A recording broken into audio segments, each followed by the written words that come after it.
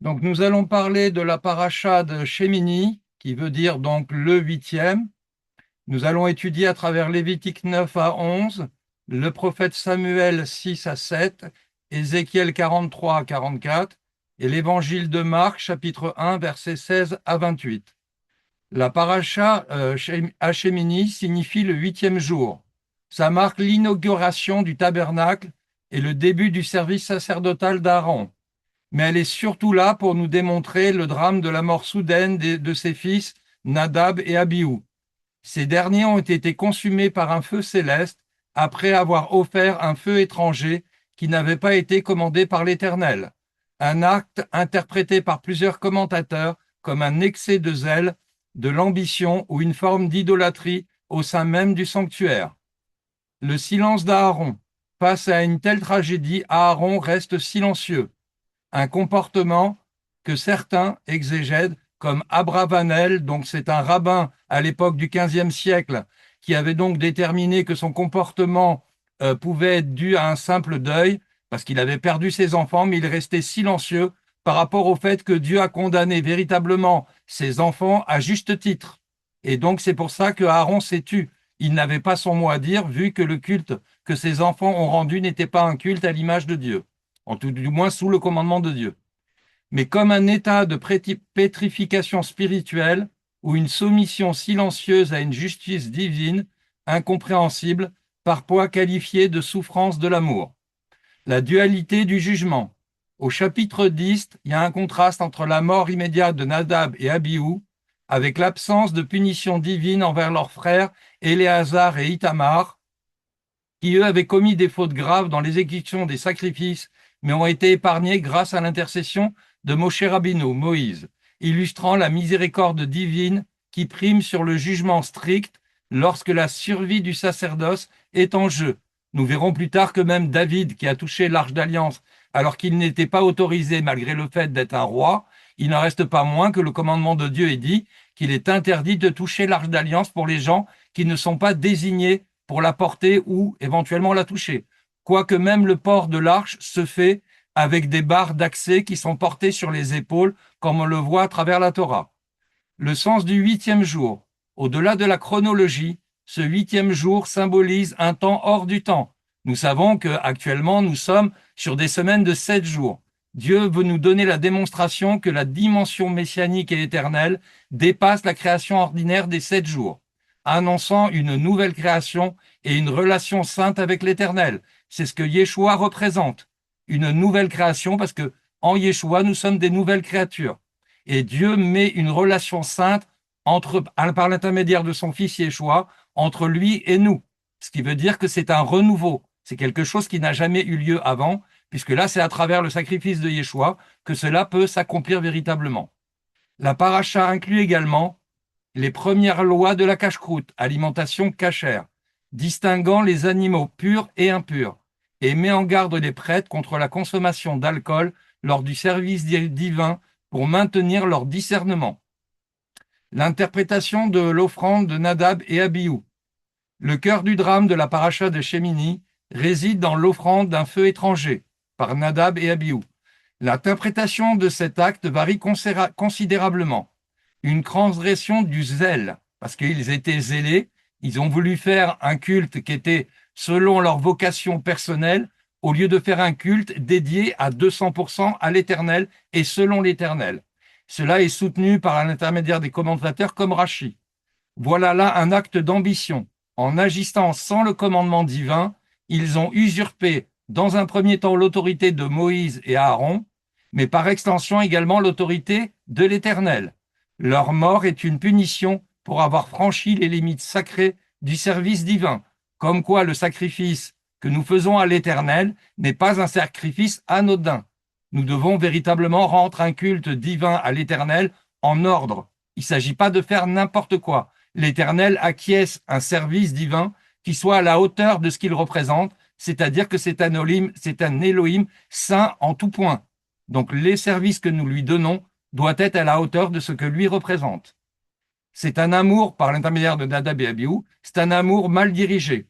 D'autres rabbins, comme le Rav Berlin, cité dans le Jewish Star, interprètent leurs gestes non comme une rébellion, mais qu'on a un amour de Dieu mal dirigé. Leur zèle, bien que sincère, était auto-servant. C'était pour eux-mêmes qu'ils le faisaient. Il était dicté par ce qu'on appelle le Yetzer hara en hébreu, c'est-à-dire l'inclinaison mauvaise, parce qu'ils n'étaient pas conformes à la loi divine. Leur passion les a conduits à une forme d'idolâtrie, puisqu'ils se sont servis eux-mêmes, d'après leur propre volonté, en voulant approcher Dieu avec leur manière personnelle plutôt que selon l'ordre divin. Une transcendance divine. Une lecture plus mystique, inspirée de Philon d'Alexandrie, suggère qu'ils n'ont pas péché, parce que ce n'est pas volontairement parlant qu'ils ont fait cet acte, mais c'est parce qu'ils voulaient rendre un culte à Dieu selon leur propre pensée. Et donc il suggère qu'ils n'ont pas péché, mais ont été consumés par la pureté divine. Vous voyez comme quoi Dieu est pur et réclame un culte pur. Et comment pouvons-nous rendre un culte pur? C'est en faisant la volonté de Dieu, en obéissant à l'Éternel. Leur passion pour Dieu était si intense qu'ils ont été dissous en rayons éthérés, devenant eux-mêmes une offrande consumée. Leur mort n'est pas une punition, mais une conséquence de leur proximité extrême avec l'infini, car Dieu et Yeshua représentent l'infini, parce qu'ils sont l'alpha et l'oméga, le début et la fin. Avant eux, il n'y a rien, après eux, il n'y a rien d'autre. Il n'y a que eux qui persistent et qui sont omnipotents et omniprésents. Ensuite, le silence d'Aaron et l'émergence de la cache-croûte. Le silence d'Aaron, après la mort de ses fils, est un moment de profonde théologie. Le pouvoir du silence, qu'on appelle en hébreu vayadom ou vayidom, n'est pas de la stupéfaction, mais un acte de soumission totale et de réparation. C'est-à-dire qu'à ce niveau-là, Aaron lui-même reconnaît, comme je l'ai dit tout à l'heure, le fait que la punition divine était impossible, même s'il avait demandé, Dieu les avait punis sur le champ. Donc c'est quelque chose qu'on ne peut pas remettre en cause. Le jugement de Dieu est divin et donc il est sans appel.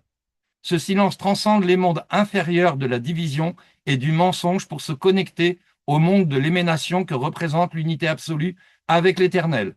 Il répare par son acceptation silencieuse la faute de ses enfants, qui a divisé les mondes par leur action autonome. La bouche comme symbole. Il existe un lien profond entre le silence d'Aaron et les lois de la cache-croûte qui suivent immédiatement.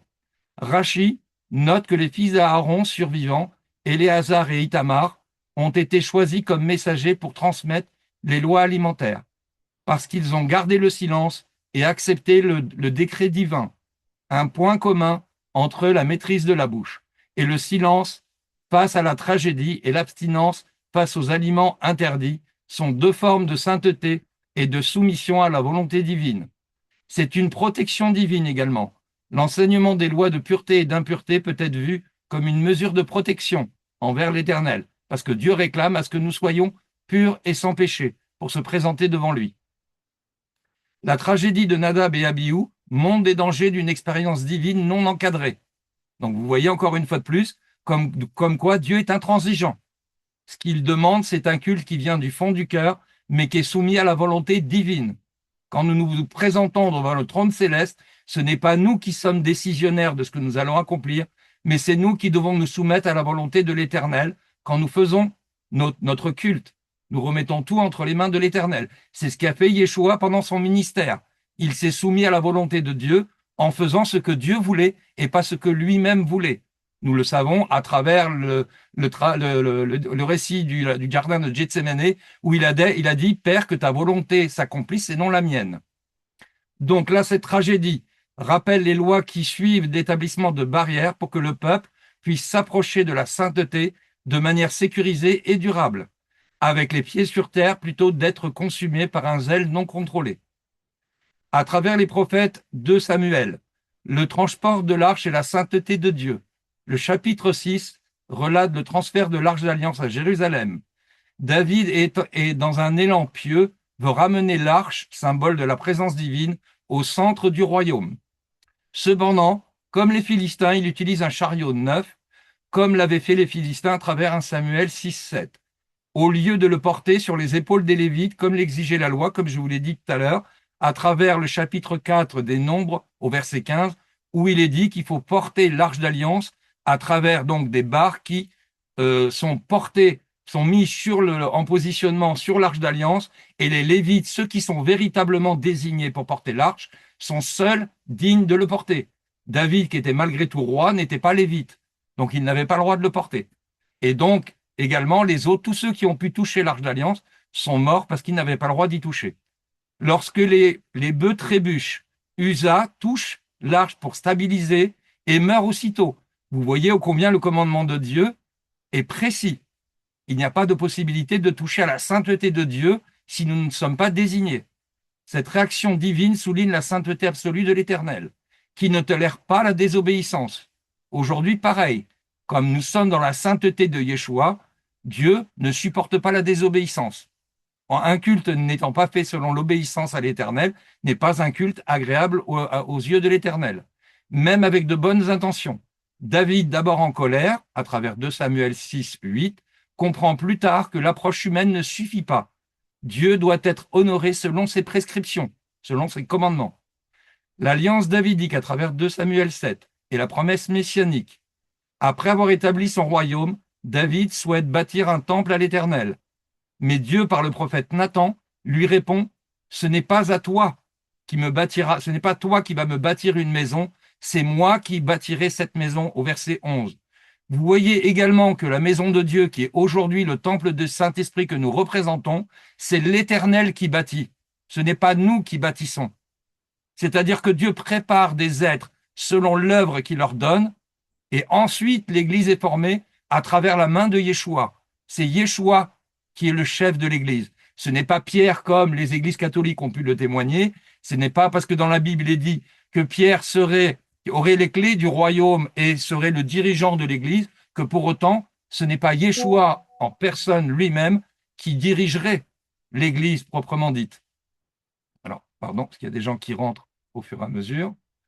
Donc, après avoir établi son royaume, David souhaite bâtir, mais Dieu lui dit non, que ce n'est pas lui. Dieu promet à David une lignée éternelle, mais il dit que c'est son fils Salomon qui construira le temple. Mais le Messie viendra par sa descendance, au verset 12 à 16. Cette alliance est inconditionnelle et prophétise le règne éternel de Yeshua. Et nous pouvons le voir à travers l'Épître aux Hébreux au chapitre 1, verset 5, qui cite le passage. La synthèse théologique, au chapitre 6, la sainteté de Dieu exige une approche conforme à sa parole. La bonne intention ne remplace pas l'obéissance. Au chapitre 7, la grâce de Dieu se manifeste par des promesses éternelles. David, malgré ses faiblesses, est choisi comme père du Messie, pas comme père géniteur, mais comme père dans le sens que c'est par l'intermédiaire de la descendance royale de David que le Messie va venir selon la parole. Ensuite, à travers le prophète Ézéchiel 43 à 44, nous voyons les passages qui décrivent la restauration du culte dans un temple futur établi par Salomon, le fils de David, mettant l'accent sur la sainteté absolue et la réorganisation du sacerdoce avec des règles de purification, consécration de l'autel et la gloire de Dieu. Cette section détaille les dimensions précises de l'autel et la cérémonie de purification. Les grands sacrificateurs de l'époque devaient être purs à 100%. Ils se préparaient pour entrer dans le Saint des Saints. Il fallait une purification vraiment entière, pleine et entière. Ce n'est pas juste on se trempe les mains dans l'eau. Non, il y a plein de choses à faire pour être digne de pouvoir rentrer dans la présence de Dieu. Donc ce n'est pas un culte fait comme ça à la légère. L'autel donc est construit sur des mesures spécifiques, des coudées, des empans, possède un socle et des cadres et des cornes. La consécration s'étend sur 7 jours, au cours desquels un sacrifice expiatoire est offert chaque jour de la semaine. Un jeune taureau le premier jour, un bouc le deuxième, puis un taureau, un bélier sans défaut. Le sang est appliqué sur les cornes et les angles de l'autel pour l'expiation. À la fin de cette période, donc le 8e jour, les sacrifices réguliers, holocaustes et sacrifices de reconnaissance peuvent reprendre. Donc la restauration est là, signe que Dieu prend plaisir en son peuple. Vous voyez que quand Yeshua nous a restaurés devant la gloire de Dieu, il nous a rendus dignes véritablement de rendre un culte qui fait plaisir à l'Éternel par le sang de Yeshua. Et vous voyez à travers la Torah et par les prophètes, vous voyez qu'à ce niveau-là, Dieu témoigne exactement de la même chose. Il a restauré le temple de Dieu à travers le temple de Salomon. Ce rituel marque le retour de la gloire de l'Éternel dans le temple, entrant par la porte de l'Orient, affirmant que ce lieu est désormais le trône de Dieu pour toujours. Bien entendu, nous savons que le temple sera détruit plus tard. Mais il n'en reste pas moins qu'en attendant, c'est un trône qui est établi pour toujours. La fermeture de la porte de l'Orient à travers Ézéchiel 44, entrée de gloire. Après la consécration, le prophète est ramené à la porte extérieure orientée vers l'Orient. Cette porte reste fermée à jamais car l'Éternel y est rentré. Donc, ce qui veut dire que ce n'est pas une porte qui donne l'accès à n'importe qui. Donc, seul le prince, le chef, a le droit d'y rentrer pour manger devant l'Éternel, dans le grand sacrificateur. Personne d'autre, même les Lévites, n'avaient pas le droit d'y rentrer, sous peine de mourir. Mais il doit y rentrer par le vestibule et entrer par le même chemin. Cette restriction symbolise la sainteté exclusive de l'endroit, où Dieu a manifesté sa présence, comme quoi la présence de Dieu doit être faite dans la sainteté de Dieu. La vision se poursuit par l'entrée de la gloire de l'Éternel dans la maison, remplissant le sanctuaire, ce qui provoque la chute du prophète sur son visage, reconnaissant la majesté divine. Renouvellement du sacerdoce, toujours à travers Ézéchiel 44, versets 10 à 16, les Lévites et les sacrificateurs. Le texte distingue deux catégories de prêtres, les Lévites et les Kohanim, les grands sacrificateurs, qui se sont éloignés de Dieu pour suivre leurs idoles, en tout cas en ce qui concerne les Lévites. Ils sont condamnés à porter leur iniquité, ils ne seront rétablis comme servants préposés aux portes et uniquement au service de la maison, égorgeant les victimes, mais ils ne seront pas autorisés à officier en tant que grands sacrificateurs devant l'Éternel et à toucher les choses saintes. En revanche, les sacrificateurs lévites, mais Kohanim, qu'on appelle en hébreu les Kohanim, selon la race de Tsadok, donc Tzedek, donc c'est la justice de Dieu, qui ont gardé la sainteté du sanctuaire quand le peuple s'égara, sont rétablis dans leur pleine fonction. Ils seuls auront le droit de s'approcher de Dieu pour faire le service, d'offrir la graisse et le sang et d'entrer dans les lieux très saints, ce que je vous disais tout à l'heure. Les règles de vie et de pureté des sacrificateurs. Pour maintenir la sainteté, les sacrificateurs doivent observer des règles strictes concernant leur apparence et leur conduite. Nous avons déjà dans un premier temps les vêtements. Nous savons dans la Bible que les vêtements de sainteté de ceux qui sont véritablement saints devant l'Éternel, ce sont des saintetés faits d'habits de lin, parce que l'habit de lin, c'est un vêtement de sainteté, alors que la laine ne l'est pas. Lorsqu'ils servirent dans le parvis intérieur, ils doivent se changer avant de sortir vers le peuple extérieur pour ne pas souiller le peuple par leurs vêtements de service et en même temps souiller leurs propres vêtements. Coiffure, ils ne doivent ni se raser entièrement la tête, ni laisser croître leurs cheveux pour ressembler, selon la Bible, à des femmes. Mais ils doivent juste se tondre une partie de la tête. L'alcool, ils ne doivent pas boire de vin lorsqu'ils entrent dans le parvis intérieur par peur d'être soumis, malheureusement parlant, à être alcooliques devant Dieu, ce qui n'est pas permis pour eux. Le mariage, ils ne doivent épouser ni veuve ni femme répudiée, mais ils peuvent seulement se marier à des vierges de la maison d'Israël ou à une veuve qui était déjà la femme d'un sacrificateur. Le deuil, ils ne peuvent pas se souiller pour un mort, sauf pour leurs parents directs, père, mère, fils, fille, frère ou sœur non mariés, puisque la sœur mariée devient, entre guillemets, si vous me permettez l'expression, propriété de son mari, c'est-à-dire sous l'autorité de son mari. Fonction, ils doivent instruire le peuple à distinguer le sacré du profane et le pur de l'impur, et de juger selon le droit établi par Dieu. Donc ce n'est pas le jugement des sacrificateurs, mais le jugement de Dieu. L'héritage, ils n'auront pas de possession foncière en Israël, car l'Éternel est leur possession. Donc ils sont réservés à l'Éternel. Ils se nourriront des offrandes, des sacrifices pour le péché et des prémices, que nous allons donc évoquer à travers l'étude de Michel tout à l'heure. Enfin, ils ne mangeront aucun animal crevé ou déchiré, c'est-à-dire d'animaux qui ne sont pas dignes du sacrifice. Ensuite, à travers l'Évangile, et vous verrez le rapprochement par la suite. Ce passage cite l'Évangile de Marc, marquant le début du ministère public de Yeshua en Galilée, caractérisé par l'urgence et l'autorité. L'appel des premiers disciples, Yeshua appelle 4 pêcheurs, Simon, André, Jacques et Jean, en 2 étapes. D'abord, Simon et André, en train de jeter leur filet dans la mer de Galilée, et il leur dit, à travers le verset 17, « Venez après moi et je ferai de vous devenir des pêcheurs d'hommes. » Non plus des pêcheurs pour pêcher les poissons, mais des pêcheurs véritablement d'hommes pour prêcher la parole. C'est ce que ça voulait dire. Aussitôt, ils le suivent. Donc, vous voyez à quel point l'autorité de Yeshua est présente et que les futurs apôtres le suivent. Peu après, il appelle Jacques et Jean, qui quittent immédiatement sans discuter leurs parents et leur métier. Ce geste symbolise une rupture radicale avec leur ancienne vie, montrant la puissance de l'appel divin Donc vous voyez, aujourd'hui, Dieu peut nous appeler et nous réclamer de tout quitter pour son œuvre. Et c'est ce que Dieu demande à chacun d'entre nous. Nous pouvons avoir à quitter famille, peut-être parfois enfants, tel que Dieu le veut, parce que Dieu nous demande de tout sacrifier pour lui. Donc vous voyez à quel point là, c'était présent encore dans la Torah. Donc ça montre l'appel divin, leur obéissance immédiate souligne la nature messianique de Yeshua. Il n'est plus un simple maître, mais il est le Seigneur des Seigneurs qui convoque à un service nouveau. Donc en engageant les apôtres, en les désignant, c'est un service nouveau pour propager la parole dans le futur, après son départ de terre, si j'ose dire, après sa résurrection. L'enseignement et l'exorcisme à Capharnaüm, à travers Marc 1, versets 21 à 28. Le Shabbat suivant, Yeshua enseigne dans la synagogue de Capharnaüm. Son enseignement frappe par son autorité. Vous voyez à quel point, quand Yeshua respectait la parole divine et faisait la volonté de Dieu, son autorité était indiscutable, contrairement aux scribes qui s'appuyaient sur des traditions. Au verset 22. Un homme possédé d'un esprit impur crie, reconnaissant que Yeshua est comme le Saint de Dieu. Donc vous voyez à quel point même les esprits impurs et les esprits malsains reconnaissent Yeshua véritablement comme entité divine. Donc aujourd'hui, on ose dire que Yeshua n'est pas Dieu. Et bien là, nous avons la preuve que même les esprits malsains et les esprits impurs le reconnaissent. Donc vous voyez quelle est la puissance divine de Yeshua. C'était pas un être anodin, c'était véritablement la présence de Dieu fait homme et fait chair. Yeshua ordonne aux démons de se taire et de sortir de l'homme. Et l'esprit ne se contente pas de remettre en cause l'ordre divin qui vient de lui être donné. Il sort et obéit à Yeshua. Vous voyez à quel point l'autorité de Yeshua est présente.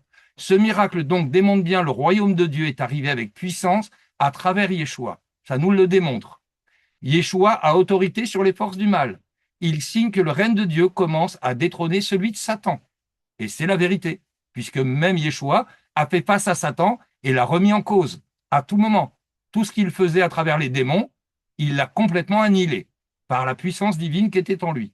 Sa divinité est révélée par un être spirituel. Comme quoi, il est vraiment important de mettre en avant le côté spirituel que nous avons en nous pour avoir l'autorité de Yeshua, parce que c'est plus nous qui agissons, mais Yeshua, à travers nous, agit. Même que ses disciples ne comprennent pas pleinement, puisqu'ils ne sont pas encore investis à 100%. Ils ne sont pas encore envoyés.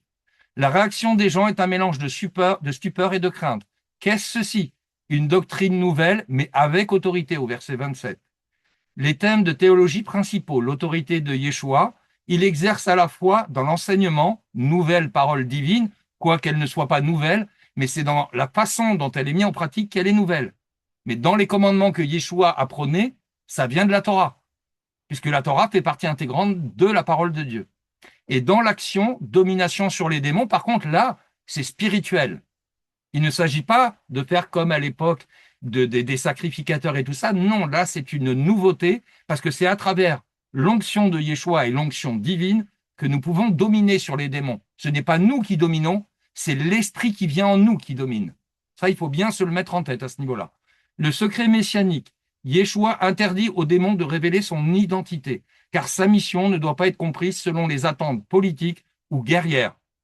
Yeshua n'est pas venu pour être le roi de ce monde, mais il est le roi d'un monde supérieur, c'est le monde spirituel d'en haut, c'est-à-dire le ciel. C'est son royaume, le ciel. La terre, c'est le royaume qui appartient à Satan, qui sera détruit. Alors que le royaume de Yeshua, c'est un royaume éternel où personne, ni les démons, ni Satan lui-même, ne peut remettre en cause. Ensuite, nous voyons le ministère du serviteur, selon Marc. Yeshua est le serviteur souffrant. Nous pouvons le voir et nous l'avons déjà vu à travers Ésaïe 53, dont l'autorité se manifeste dans le service. Pardon, il y a encore quelqu'un qui arrive. Voilà. Exhortation selon les Écritures citées. Présentons-nous devant l'Éternel pour être dignes, car même si Elohim nous déclare comme une nation sainte et un royaume de sacrificateurs, nous n'oublions pas que Elohim est un Elohim saint. Il veut que nous soyons saints devant sa face. Ce n'est pas une chose qui peut être remise en cause.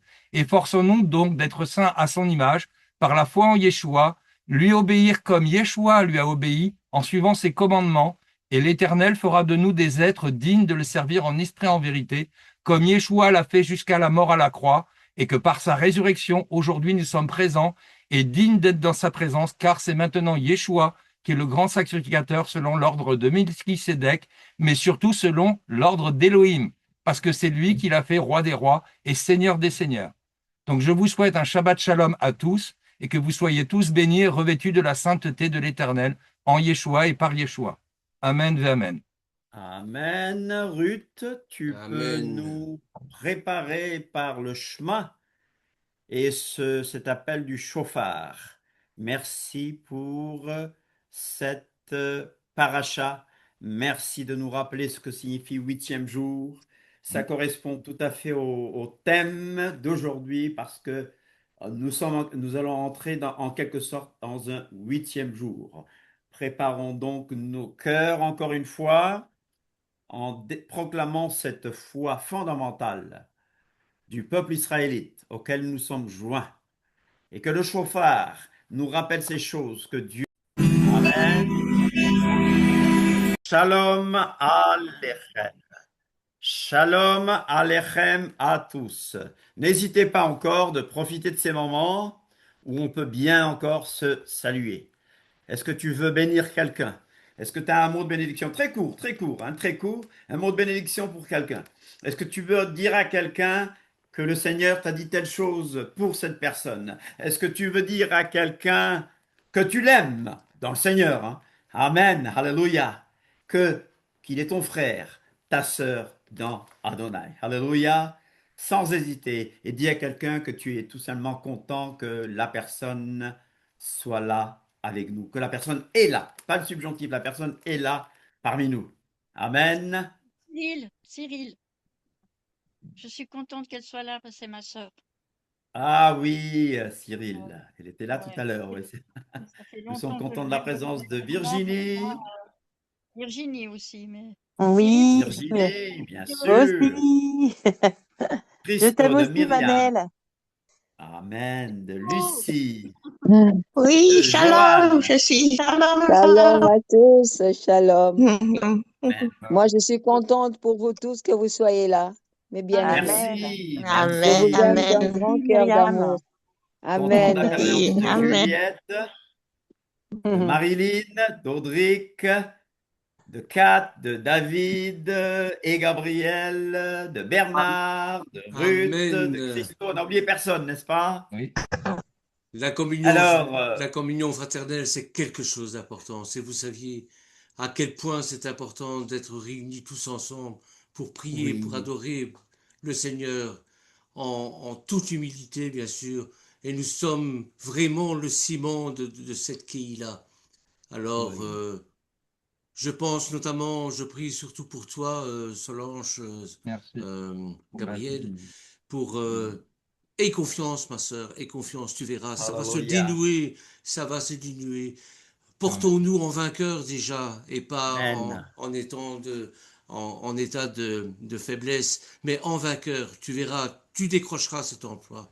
Ainsi que Johan, je pense beaucoup à toi, et enfin, je pense à tous, à vous tous. Vous êtes tellement Mm. nombreux et surtout, bien sûr, à Myriam avec cet agneau délicieux que nous avons mangé hier. Amen. Merci. Merci. Soyez Ouais, tous bénis. Mais ce sont des petites Amen. choses. Merci. Ce sont vraiment des petites choses qui nous ravissent le cœur, sincèrement. Amen. Soyons unis dans l'amour de Yeshua, dans son Alléluia. shalom. Amen. bien. Amen. Myriam Bernard a dit à ma femme que j'ai mangé beaucoup d'agneaux hier. Ah, Ouais. c'est un grand plaisir pour moi. Pour nous, c'est un grand plaisir de Myriam, vous avoir reçu à la maison. Que le Seigneur vous bénisse abondamment, mes bien-aimés. Vraiment, merci. Ça a été magnifique. Myriam, je suis pour la paix des ménages. Il fallait que je le dise. Voilà. Oui. Alors, euh, aujourd'hui, c'est un Shabbat. C'est un Shabbat très spécial, vous le savez? Oui. Oui. C'est un Shabbat très spécial parce que c'est un Shabbat veille de Bikurim, veille de la fête des prémices, qui signifie la fête de la résurrection. Et nous allons discuter, notre discussion maintenant, c'est quoi? C'est connaître Mashiach, connaître le Messie et la puissance de sa résurrection. Connaître le Messie et la puissance de sa résurrection. Connaître le Messie, c'est Paul qui parle. Vous allez dire, mais à ce stade, Paul ne connaît-il pas le Messie? Paul le connaît. Paul a la connaissance qui mène au salut. Mais Paul, dans Philippiens 3, dans Philippiens 3, je vais lire à partir du verset 7, dans Philippiens 3, je veux vous rappeler que le thème de Philippiens, c'est la joie. Réjouissez-vous toujours dans le Seigneur. Le thème de Philippiens, c'est aussi l'humilité. Philippiens nous rappelle aussi la paix. Alors, quand on a un problème, Philippiens 4, 7 par exemple nous dit, d'abord, je vais commencer au verset 4. Réjouissez-vous toujours dans le Seigneur. Le thème de Philippiens, c'est la joie. Je lis un peu le chapitre 4 et je reviens au chapitre 3. Dans Philippiens, Paul est en prison. Alors comment pouvez-vous me dire, on peut se demander, mais pourquoi est-ce que Paul dit connaître le Messie, connaître Christ et la puissance de la résurrection? Il le connaît déjà. Il le connaît en ce qui concerne le salut. Mais il y a une connaissance profonde. Connaître la puissance de la résurrection. C'est-à-dire vivre dans la paix tout le temps. Dans Jean 14, Yeshua dit, je vous donne la paix. Je ne vous la donne pas comme le monde la donne. Et Philippe va dire, montre-nous le Père et cela nous suffit. Et Yeshua dit à Philippe, il y a si longtemps que je suis avec toi et tu ne me connais pas, je suis avec vous. Si vous me connaissiez, vous connaîtriez aussi mon Père. Le thème ici, c'est la paix. Alors comment connaître Christ? Connaître Christ, c'est connaître sa paix. Connaître la puissance de la résurrection, c'est connaître la joie, malgré nos problèmes, malgré nos difficultés. Pourquoi? Parce que vous savez que les problèmes peuvent nous faire rater le royaume des cieux. Vous le savez? Si jamais nous faisons comme il est dit dans la parabole des semeurs, si nous sommes des endroits pierreux, ou si les soucis de la vie étouffent notre foi, nous n'entrerons pas dans le royaume des cieux. Vous comprenez ce que je veux dire? Donc les problèmes de la vie peuvent nous retarder, les problèmes de la vie peuvent même nous fermer la porte des royaumes des cieux. Mais de quels matériaux sommes-nous faits? Paul dit encore, réjouissez-vous toujours dans le Seigneur. Je le répète, réjouissez-vous. Il est en prison. C'est ça connaître le Messie. Le connaître quand je suis en prison. Le connaître quand j'ai mal. Faire comme lui. Je le répète, réjouissez-vous, que votre douceur soit connue de tous les hommes. Le Seigneur est proche, il est à la porte, il vient, mais il est là aussi. Ne vous inquiétez de rien. Connaître le Messie, c'est ne pas s'inquiéter quand rien ne va. Ne vous inquiétez de rien, mais en toute chose, faites connaître vos besoins à Elohim par des prières et des supplications, et la paix d'Elohim, alléluia, avec des actions de grâce, bien sûr, supplications et actions de grâce, et la paix d'Elohim qui surpasse toute intelligence. La paix d'Elohim surpasse toute intelligence, gardera vos cœurs et vos pensées en Yeshua HaMashiach. La puissance de la résurrection, la puissance, la communion de ses souffrances. Connaître Mashiach, c'est quand j'ai mal de savoir qu'il est là. Connaître Mashiach, c'est quand rien ne va, savoir qu'il est là. Alléluia. Connaître Mashiach, c'est quand je suis en prison. Je le répète. Et la paix d'Elohim, qui surpasse toute intelligence, gardera vos cœurs et vos pensées.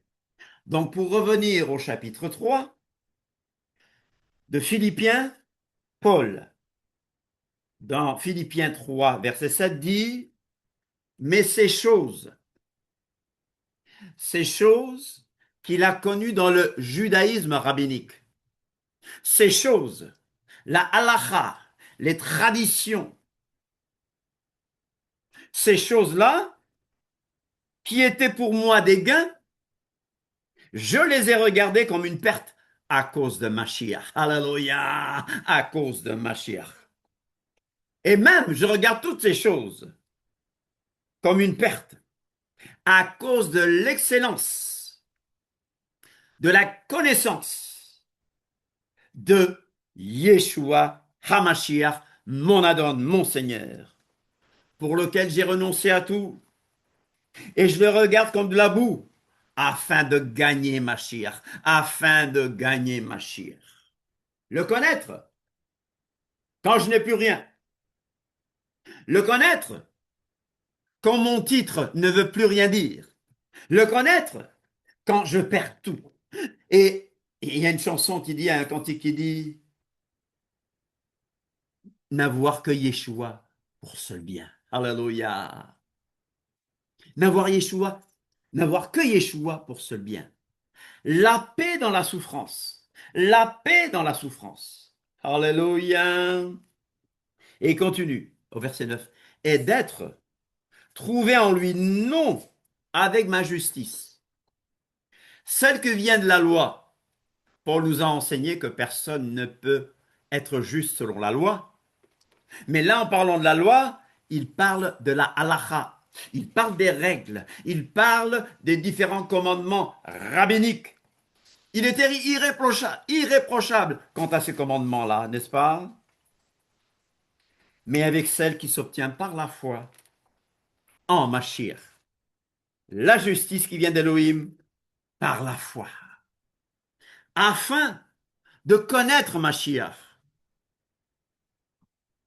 Si vous me connaissiez, vous connaissiez aussi mon Père. Si vous me connaissiez, vous connaissiez aussi mon Père. La vie éternelle consiste à connaître le seul véritable Elohim et celui qu'il a envoyé, Yeshua HaMashiach. Si vous me connaissiez, que ferait le Mashiach? Comment agit-il? Connaître Mashiach. Afin de connaître Mashiach et la puissance de sa résurrection. Et la communion de ses souffrances, en devenant conforme à lui dans sa mort, pour parvenir, si je puis, à la résurrection d'entre les morts. Mais Paul, tu n'es pas sûr d'être sauvé. Paul nous a enseigné à être sûr d'être sauvé, mais il dit pour parvenir, si je puis. N'oubliez pas que Paul est celui qui a dit, je traite durement mon corps et je le tiens assujetti, afin de ne pas être rejeté après avoir prêché aux autres. Une fois sauvé, toujours sauvé, je vous ai dit que c'est faux. Sauvé un jour, sauvé toujours, c'est faux. Nous devons nous accrocher à Mashiach. Quand ça ne va pas, je m'accroche à lui. C'est ça le connaître et connaître la puissance de sa résurrection. Alléluia. La puissance de la résurrection. La puissance de la résurrection m'apporte la paix. La puissance de la résurrection me donne la puissance qui me fait tenir. La puissance de la résurrection me rappelle que quand je peux dire, comme les Écritures hébraïques le disent, où est donc votre Dieu? Mais où es-tu, Seigneur? Tu es un Dieu qui te cache. Mais la puissance de la résurrection me rappelle qu'il est là. Ce n'est pas que j'ai déjà remporté le prix, n'est-ce pas? Ou que j'ai déjà atteint la perfection, mais je cours afin de saisir cela. Chers amis, Shemini, 8e jour. Qu'est-ce que le 8e jour m'apprend? Nous avons appris que le 8e jour nous rappelle l'infini, le recommencement, le renouveau, la résurrection même, la résurrection du corps, mais aussi la résurrection spirituelle. J'aimerais vous rappeler aussi ce que Paul nous a dit dans 1 Corinthiens 15. 1 Corinthiens 15. 1 Corinthiens 15. Je vous rappelle, frères, la Bessora Tova, c'est-à-dire l'évangile, la bonne nouvelle que je vous ai annoncée, que vous avez reçue, dans lequel vous avez persévéré et par lequel vous êtes sauvés. Si vous le retenez, tel que je vous l'ai annoncé, Autrement, vous aurez cru en vain. Je vous ai enseigné avant tout, comme je l'avais reçu, que Machir est mort pour nos péchés, selon les Écritures. Alléluia. Mashiach, proclamez-le, Mashiach est mort pour nos péchés, selon les Écritures. C'était pas un échec, c'était pas un plan B, c'était planifié. Qu'il a été enseveli. Oui, il est mort à Pessah. Enseveli. Il est resté enseveli pendant une bonne partie de la fête des pains sans levain que nous traversons en ce moment. Et qu'il est ressuscité le 3e jour. Tout à l'heure, ce sera le 3e jour. Ou même le 8e jour. Ah là, il est déjà ressuscité. Mais ça nous rappelle qu'il est ressuscité le 3e jour selon les Écritures. Qu'il est apparu à Céphas, puis aux 12. Ensuite, il est apparu à plus de 500 frères à la fois, dont la plupart sont encore vivants et dont quelques-uns sont morts. Ensuite, il est apparu à Jacques, puis à tous les apôtres. Après eux, il m'est apparu à moi aussi, comme à l'avorton. Car je suis le moindre des apôtres, parce que j'ai persécuté la Keïla d'Élohim. Alors, au verset 12, Paul nous rappelle certaines hérésies. Or, si l'on prêche que Mashiach est ressuscité des morts, comment quelques-uns parmi vous disent qu'il n'y a point de résurrection des morts? S'il n'y a point de résurrection des morts, Mashiach non plus n'est pas ressuscité. Et si Mashiach n'est pas ressuscité, notre prédication est donc vaine. Si Christ n'est pas ressuscité, notre prédication est donc vaine. Il se trouve même que nous sommes de faux témoins à l'égard d'Élohim, puisque nous avons témoigné contre Élohim qu'il a ressuscité Mashiach, tandis qu'il ne l'aurait pas ressuscité si les morts ne ressuscitent pas. Verset 20.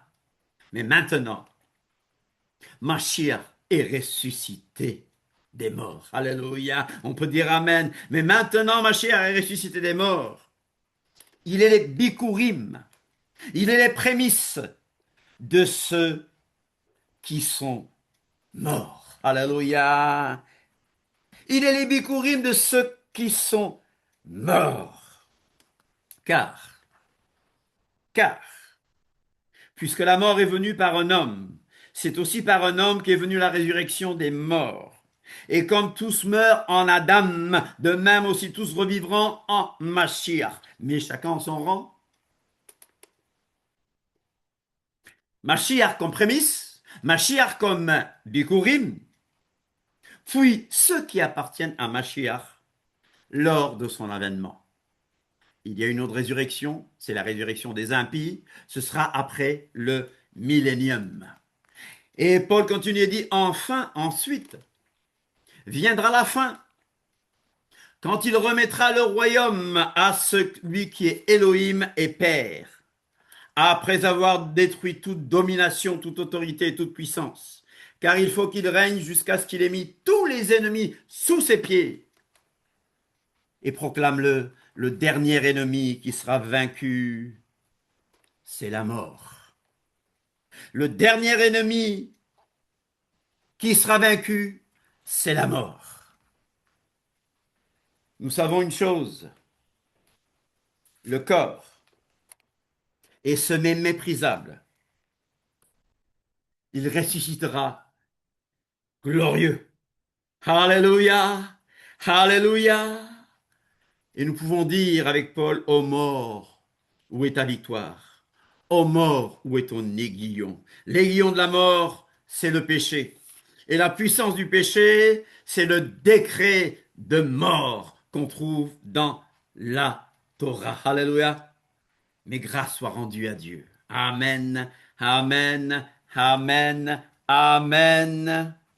Chers amis, nous avons une grande espérance. La puissance de la résurrection. La puissance de la résurrection me fait vivre une vie de paix et de joie, une vie de communion avec le Seigneur. La puissance de la résurrection par le Saint-Esprit me dit, tiens bon, Yehudi. Tiens bon, toi qui viens des nations. Tiens bon, Yehudi. Alléluia. Tiens bon, Yehudi.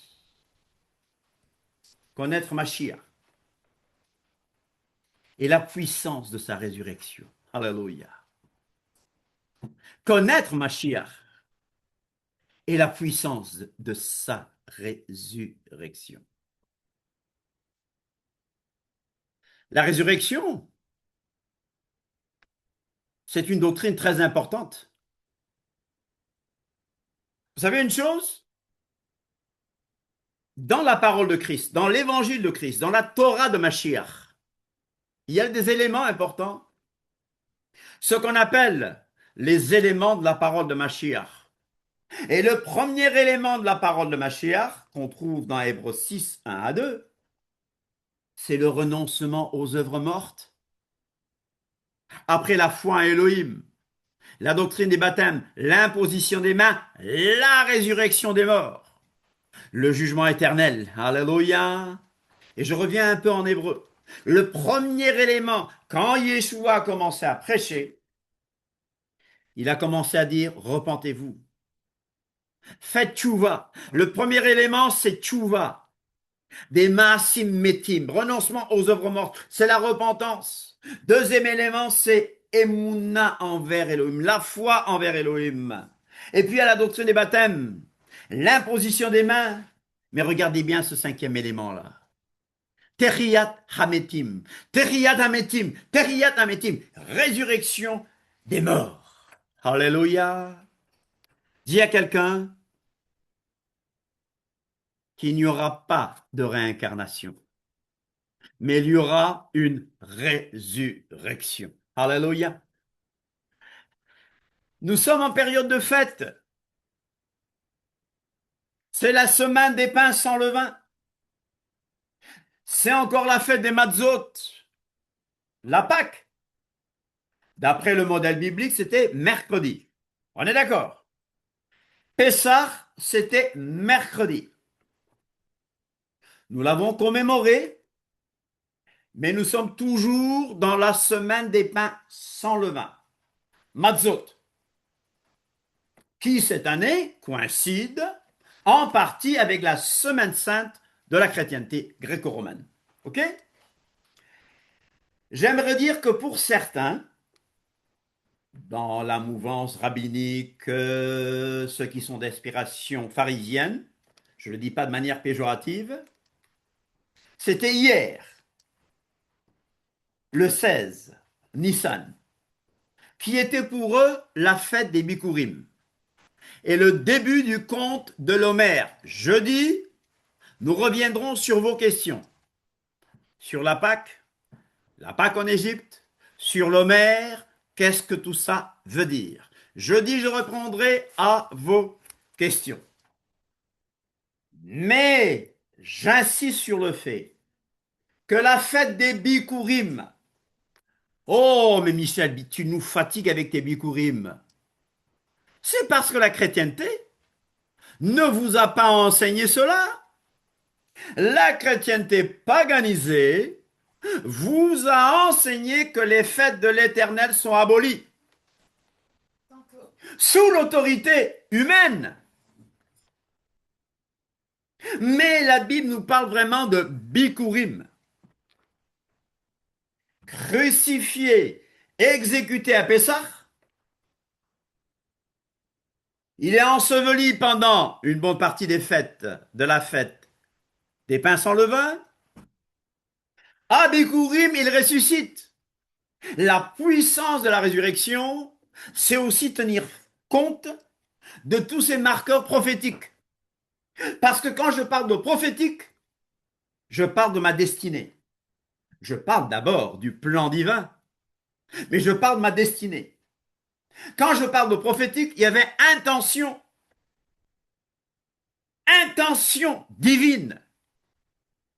Et quand je célèbre telle fête à tel moment, je respecte l'intention divine. Je respecte la prophétie divine. Parce qu'il y a de la puissance dans la résurrection et dans la prophétie. Hello. Bikurim est très importante pour nous, Talmidim Yeshua. Car c'est à Bikurim qu'il est ressuscité après 3 jours. Après 3 jours. Oh, mais c'est pas important, 1 jour et demi, 2 jours et demi. Mais qui es-tu pour me dire que ce que Dieu dit n'est pas important?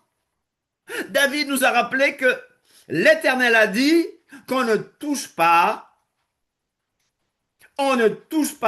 au coffre sacré. On ne touche pas au tabernacle. Il fallait le porter sur les épaules. C'était porté par des Lévites, ou des Kohanim plutôt, pour mieux dire. Et nous, tellement que nous commettons le péché de la familiarité, oh ben c'est pas important, Dieu voit mon cœur, oui, Dieu voit mon cœur. Dieu voit mon cœur quand je veux obéir. Cette année, nous n'avons pas fait le mercredi un repas comme nous aurions aimé le faire. Mais nous avons dit, Seigneur, nous voulons obéir. Là, on peut dire que Dieu nous comprend. Et on s'est réunis encore hier à Erev Shabbat, en faisant le kiddush, en revenant sur les éléments. C'était merveilleux. Parce que quand l'Éternel voit que tu veux obéir, là, il connaît ton cœur. Mais si tu veux dire, moi j'adore Dieu comme je veux, moi je touche à l'arche comme je veux, Adab et Nabihu, nous avons vu les conséquences. Pourtant, l'arche était chez eux pendant longtemps. Hein, on a bien appris. Oh, ben, l'arche était là. Ils sont devenus familiers aux choses divines.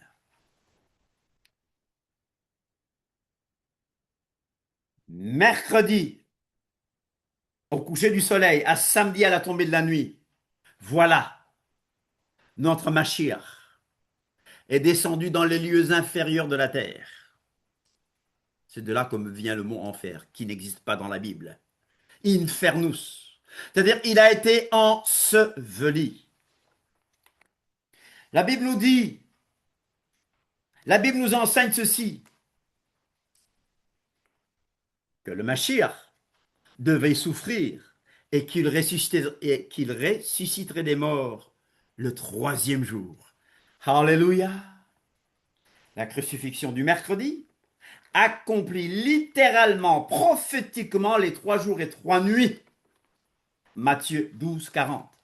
72 heures, 72 heures d'ensevelissement. C'était prophétique. Elohim l'a ressuscité le 3e jour. Quelques-uns des scribes et des pharisiens, vous vous souvenez, ont pris la parole devant Yeshua et dirent, Maître, nous voudrions te faire voir. Nous voudrions te faire voir un miracle. Montre-nous un miracle. Montre-nous ce que tu sais faire. Allez, fais ta démonstration de puissance. Yeshua va leur répondre. Une génération méchante et adultère demande un miracle. Il ne lui sera donné d'autre miracle que celui du prophète Yona. Car de même que Yona fut 3 jours et 3 nuits dans le ventre d'un grand poisson, de même le Ben Adam, le fils de l'homme, sera 3 jours et 3 nuits dans le sein de la terre. Et vous savez quoi? Les hommes de Ninive se lèveront au jour du jugement avec cette génération et la condamneront parce qu'ils se repentirent. Les gens de Ninive ont fait teshuva. Et toi, est-ce que tu fais teshuva? Est-ce que tu fais teshuva? Est-ce que tu reviens au Seigneur? Est-ce que tu te repens? Est-ce que tu dis, Seigneur, je veux te connaître, je veux te connaître, et la puissance de ta résurrection et la communion de tes souffrances. On va me dire, who cares? 1 jour et demi ou 3 jours. Mais je vous dis, enseigner que Jésus n'est pas mort, que Yeshua n'est pas mort 3 jours, qui n'est pas resté dans le tombeau 3 jours et 3 nuits, c'est une doctrine de démon. 3 jours et 3 nuits, Yeshua est ressuscité. Bikurim. Notre agneau pascal a été offert. Son sacrifice a été accepté par Elohim. Et le troisième jour, il est ressuscité. Alléluia. Alors, nous avons choisi déjà, parce que c'est biblique, que Bikurim a lieu après le Shabbat hebdomadaire de la fin de la fête des pains sans levain. Je rappelle, c'est important pour nous, parce que c'est à Bikurim qu'il est ressuscité. On nous l'a jamais dit, mais Bikurim, revenez à jeudi, vous allez voir que Bikurim est une fête très importante. À Bikurim même, Yeshua a fait une certaine ascension spirituelle vers son Père, pendant que le prêtre offrait l'offrande d'orge. Pour les Sadducéens et les Karaïtes, c'est ceux qui ne reçoivent pas la Torah orale, mais ils croient vraiment à la Torah écrite. Un peu comme des protestants juifs, si vous voulez. D'accord? C'est vrai, hein? Parce que protestant ne veut plus rien dire maintenant. Mais pour les Sadducéens et les Karaïtes, Bikurim tombe bien le lendemain du Shabbat, c'est-à-dire premier jour de la semaine, dimanche, je mets entre guillemets, qui suit le premier jour des Matzot et le début du décompte de l'Homère. C'est l'enseignement que je donne. Donc Bikurim est la fête de la résurrection. Ça a lieu après, cette résurrection a eu lieu à la fin du Shabbat. Et à la fin de ce Shabbat, ce sera encore Bikurim, prémisse. Et commencera alors le décompte de l'Homère. On reviendra sur l'Homère, d'accord?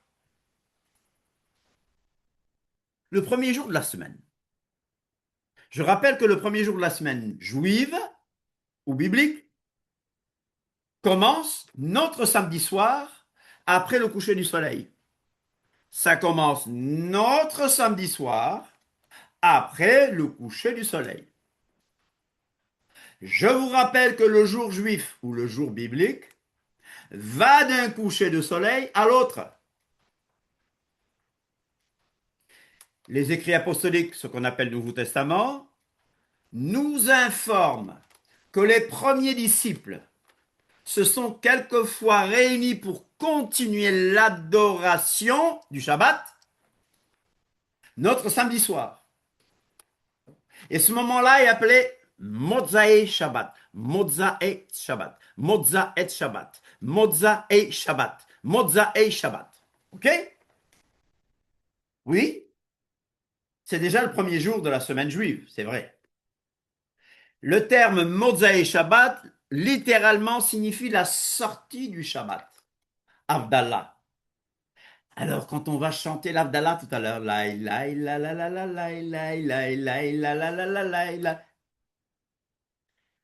l'Avdallah, la sortie du Shabbat, se réfère à l'heure du soir immédiatement après Shabbat, c'est-à-dire le samedi soir. C'est à ce moment que les Israélites déclarent leur intention de mettre fin au Shabbat. Leur intention, entre guillemets. Alors, mais ça montre qu'il est permis de reprendre les activités de la semaine qui sont interdites le Shabbat. Cela peut se produire au plus tôt lorsque 3 petites étoiles apparaissent dans le ciel. Je vous rappelle, Yeshua est ressuscité à la fin du Shabbat ou juste après le Shabbat. Ça dépend de la manière dont vous déterminez la fin du Shabbat, mais on ne va pas discuter de cela. Il est ressuscité la nuit du samedi après 3 jours et 3 nuits dans le tombeau. Alors pourquoi? On pensait à tort que c'était parce que le Christ était ressuscité des morts le premier jour de la semaine. On pensait à tort. D'ailleurs, on croit que le Christ est ressuscité le dimanche matin. Ce n'est pas vrai. Malheureusement, c'est de là que vient l'appellation du dimanche, jour du Seigneur, Dominica Die en latin. Mais si on faisait une lecture plus attentive des évangiles, et si on faisait une lecture plus attentive des évangiles, avec des calculs qui en découlent, du texte de Matthieu 12, de Jean 13 et de Luc 24, ces textes-là montrent que Yeshua est plutôt ressuscité à la fin du Shabbat, la nuit du samedi. Ah, tu vas me dire, mais que dit Marc 16, 9? Marc 16, 9 dit, en français, avec la traduction seconde, Jésus étant ressuscité le matin du premier jour de la semaine, apparut. Mais, si en français, on peut croire certaines choses, cela ne veut pas dire qu'il est ressuscité le matin du premier jour de la semaine. J'aimerais vous rappeler que les traducteurs de la Bible, malheureusement, ont souvent fait des traductions maladroites et ont traduit certains textes d'après leur propre témoignage, ou plutôt leur propre théologie. Hello?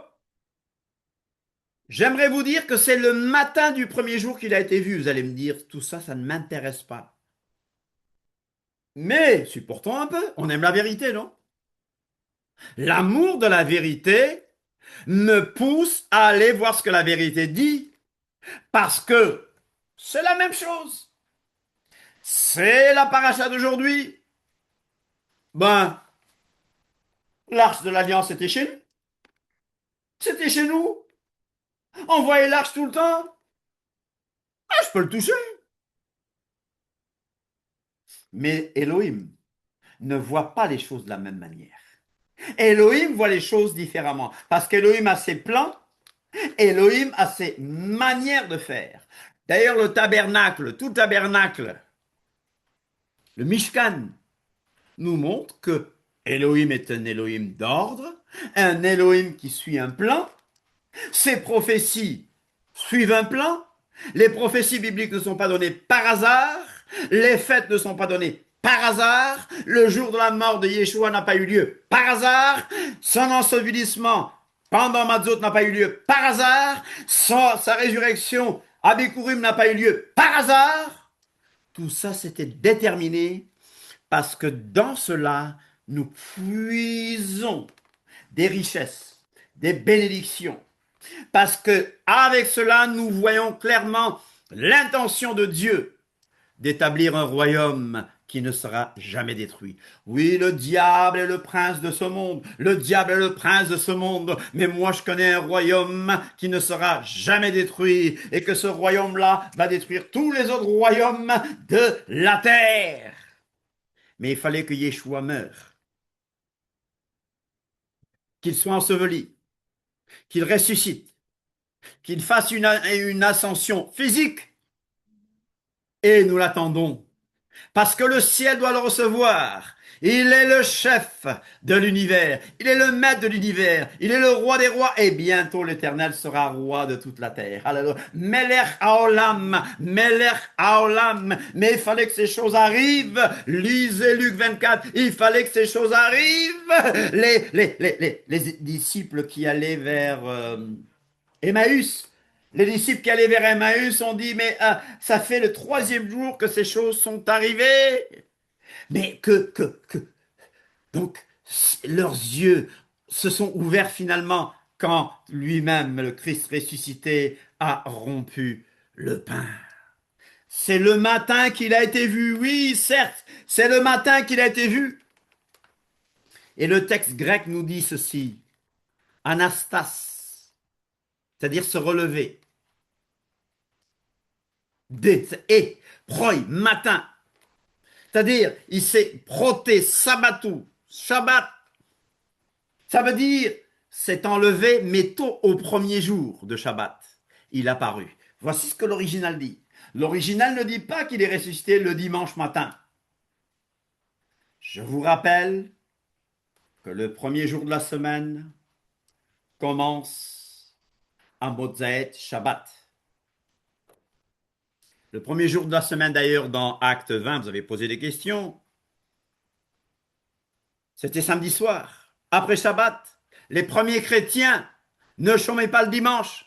Les premiers chrétiens ne chômaient pas le dimanche. Ils faisaient Shabbat et le lendemain, ils travaillaient. Souvent, samedi nuit, ils restaient ensemble. Acte 27, le premier jour de la semaine, c'est-à-dire Motzaet Shabbat, samedi soir et après Shabbat, le seul jour de la semaine que Dieu a béni et sanctifié, nous étions réunis. Paul, qui devait partir le lendemain, le dimanche matin grégorien, jour profane, jour de travail, prolongea son discours jusqu'à minuit, samedi nuit.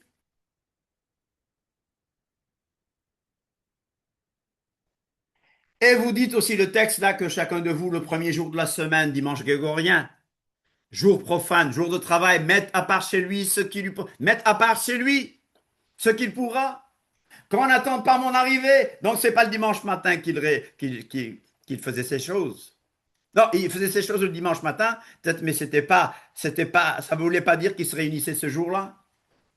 Les apôtres et les premiers disciples, comme leur maître, ont fidèlement pratiqué le Shabbat.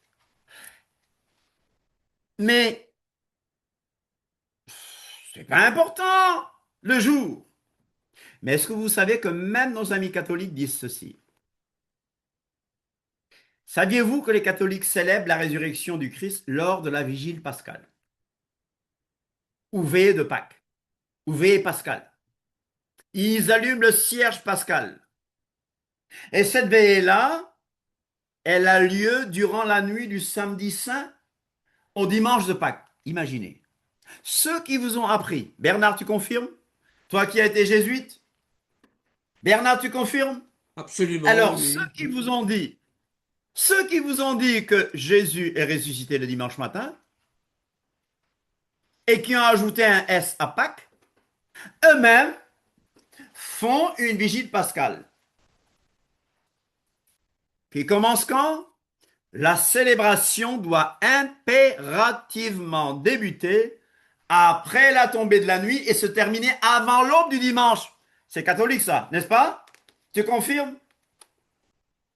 Horaire courant? Oui, En je pratique, confirme. elle est souvent célébrée le samedi soir vers 20h, 21h ou 22h. Si vous vivez dans un pays où le catholicisme est encore très pratiqué, même en terre d'islam, moi j'ai vécu en terre d'islam, les temples catholiques étaient pleins le samedi saint, plein de voitures.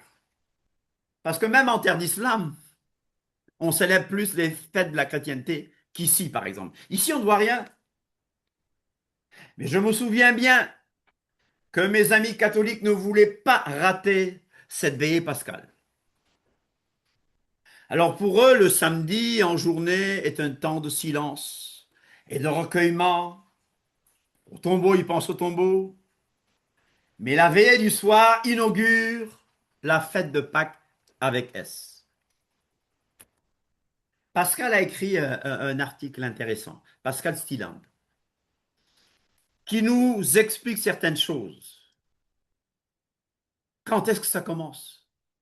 Le jour commence à la tombée de la nuit. Non, les premiers disciples qu'on appelle chrétiens ne sanctifiaient pas le dimanche. Ils n'avaient pas de sainte convocation le dimanche. Ils se reposaient. Ils ne se reposaient pas le dimanche, sauf si c'était un jour comme Bikurim. Alors, si tu me dis que le dimanche est le 8e jour, je dis, parle-moi de résurrection comme 8e jour. D'accord.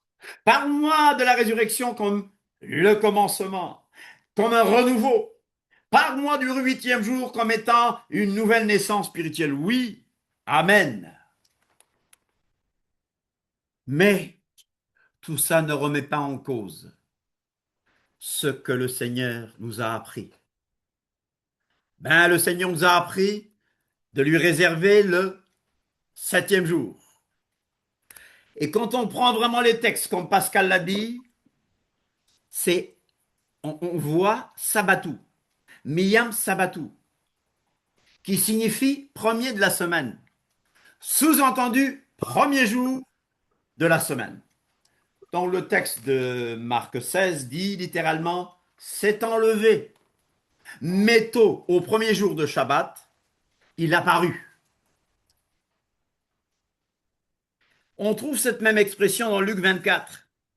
Très tôt le matin, dans Jean 20, puis le même jour, le soir, étant le premier jour de la semaine, Miaton Sabbaton, dans Acte 20 que j'ai cité, Mia Sabbaton, premier jour de la semaine, mais ça ne signifie pas le dimanche matin. Mes chers frères, les autorités catholiques et l'empereur Constantin, je reviens à ça, ont changé le nom du premier jour en dimanche. L'organisation romaine a remplacé le Shabbat d'Élohim par le dimanche. Nulle part dans la Bible, nous voyons que les apôtres et le Christ lui-même aient célébré ou sanctifié le dimanche. Dieu a commandé à Moïse de sanctifier le jour du Shabbat. Et quand on va dans des textes catholiques, on voit ceci. De nos jours, la majorité des chrétiens observent le dimanche parce que cela nous a été révélé par l'Église. Pas par la Bible, par l'Église. Pas par la Bible, par l'Église. Catholique romaine, il veut le dire. Sans tenir compte de la Bible. Catholic Virginian. Hello, vous voyez? De même, cette Église catholique, cette institution catholique, de même, de cette même Église catholique, vous avez accepté votre dimanche. Et celui-ci comme jour du Seigneur vous a été transmis comme tradition.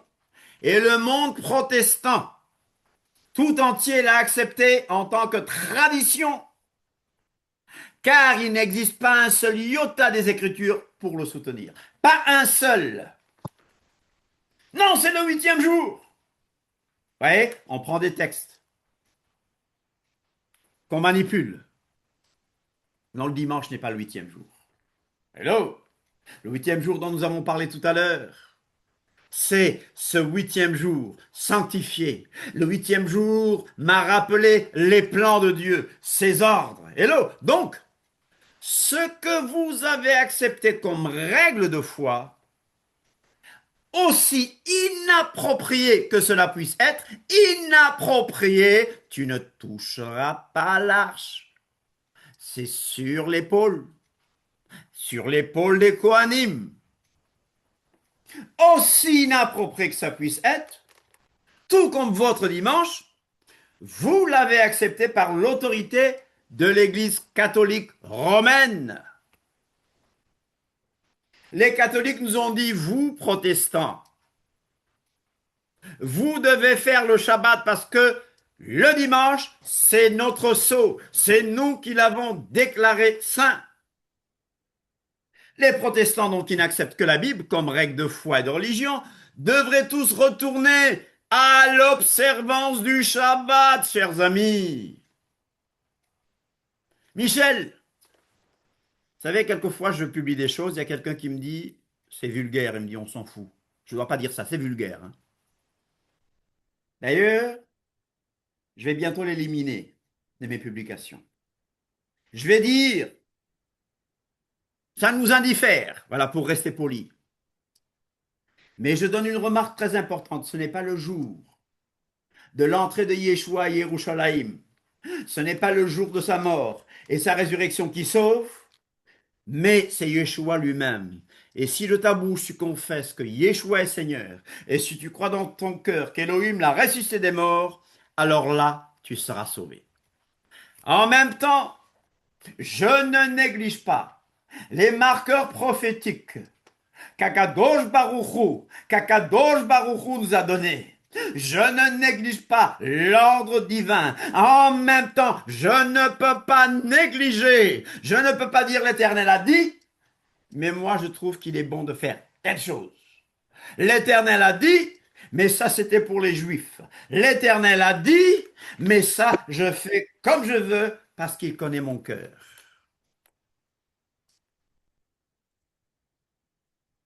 On n'est pas sauvé par un jour. On est sauvé par Mashiach. Mais croire qu'il est ressuscité, par contre, c'est fondamental. Voilà, j'oublie le jour maintenant. J'oublie les jours, tel jour, tel jour. Mais je dis la Bible avait annoncé d'avance les principaux événements qui devaient marquer la vie du Mashiach. Sa naissance, sa puissance, sa mort et sa résurrection. Je ne reviens pas au jour, mais chaque chose en son temps. Chaque chose au bon moment. Chaque chose au moment que Akadosh Baruch Hu a fixé de sa propre autorité. Si Yeshua lui-même, qui nous savons qui il est, Yeshua est la parole éternelle de Dieu. Mais en manifestant la parole de Dieu sous forme humaine, il était 100% obéissant au Père. Il a dit que le Fils ne peut rien faire de lui-même. Il ne fait que ce qu'il doit faire au Père. Yeshua lui-même est l'exemple d'obéissance. Si Yeshua était soumis au Père à 100%, à 1000%, pourquoi pas nous? Pourquoi moi, je peux décréter mes fêtes? Entre 1500 et 500 avant notre ère, les Écritures hébraïques, l'Ancien Testament avait clairement prédit la venue du Mashiach sur la terre, ainsi que les divers événements qui devaient marquer sa vie. Cela, je répète, après plusieurs siècles avant sa naissance. Les Écritures apostoliques, le Nouveau Testament donc, montre comment sa vie a littéralement accompli toutes les prophéties le concernant. Il y a des prophéties qui doivent encore être accomplies, n'est-ce pas? Mais sa vie sur terre a accompli toutes les prophéties le concernant. Yeshua a prouvé qu'il est le Messie par sa puissance sur la puissance de la mort. Alléluia! Dieu a dit, Elohim a dit à Adam et Ève, à l'homme, le jour où tu mourras, le jour où tu mangeras de cet arbre, mot à mot, tu mourras certainement. Et le salaire du péché, c'est la mort. Donc il y a eu un décret de mort sur tous les hommes. Mais le don gratuit de Dieu, le cadeau, les matanotes d'Elohim, c'est la vie éternelle en Yeshua, notre Seigneur. Yeshua, sa résurrection, a reçu un corps nouveau. Je recevrai un corps nouveau. La mort de Yeshua a été annoncée 1000 ans avant sa naissance. Je vous l'ai dit, 1000 ans avant sa naissance. Lisez le psaume 22, 16 par exemple. Voyez aussi Daniel 9, 24, 26. Voyez aussi Acte 1, 6, qui nous rappelle la mort, la résurrection, l'ascension et le retour du Mashiach avant de régner sur la terre. Il devait mourir. Il devait ressusciter. Il devait monter au ciel. Et de là, nous l'attendons. Alléluia. Le ciel doit le recevoir jusqu'au Tikkun Olam. Tikkun Olam, c'est-à-dire le renouvellement de toutes choses. Jusqu'au renouvellement de toutes choses. Et nous l'attendons. La résurrection de Mashiach, la résurrection du Christ a été prédite. Et même ses frères allaient le voir. Lisez le psaume 22. Psaume 22, 23. Psaume 22, 23, lisez. 1000 ans, même ses frères allaient le voir. Pierre va nous le rappeler dans Acte 2, 29, 33. comme le psaume 16, 9 et 11 le disent aussi. Fait historique. La Bible me donne des faits historiques. La résurrection de Yeshua est historique.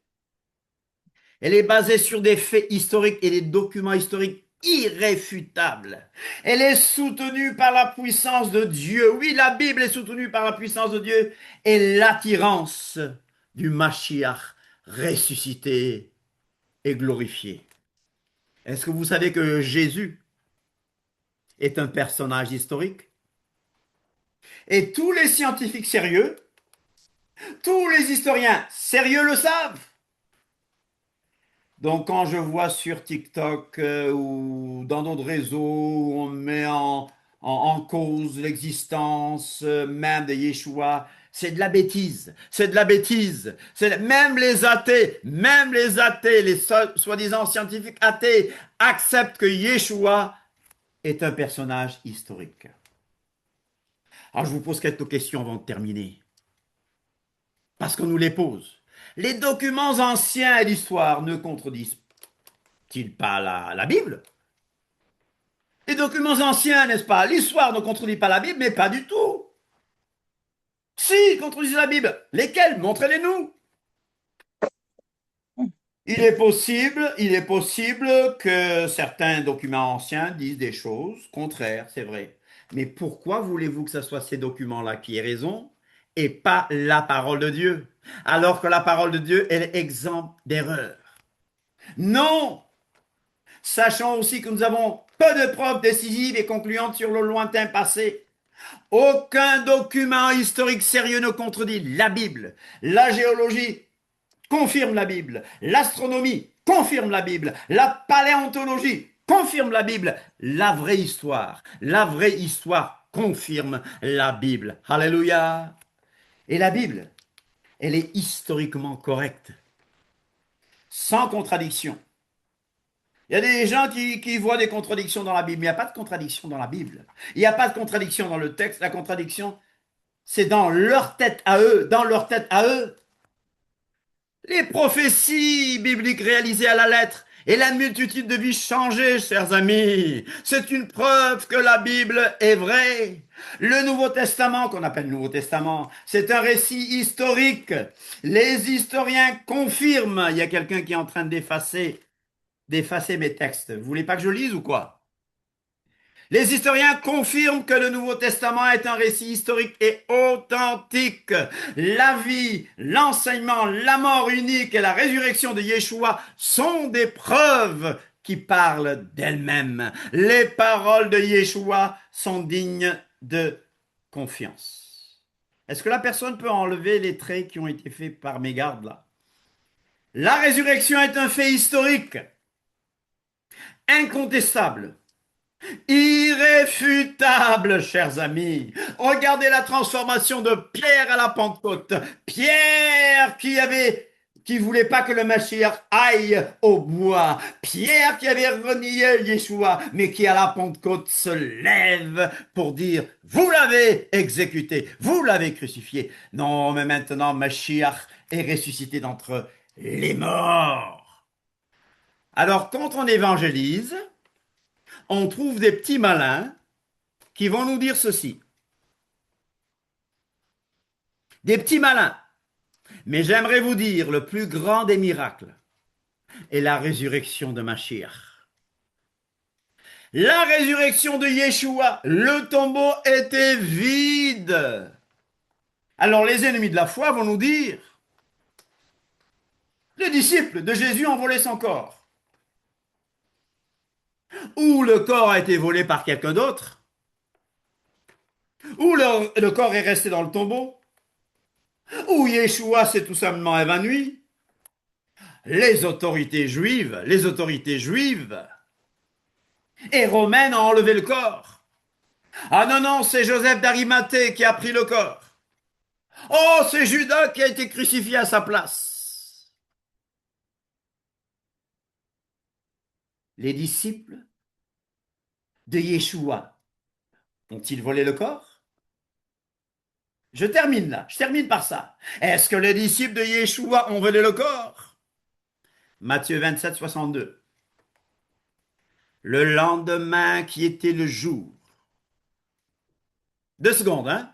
2 secondes, chers amis, d'accord? Je reviens à ce texte important, d'accord?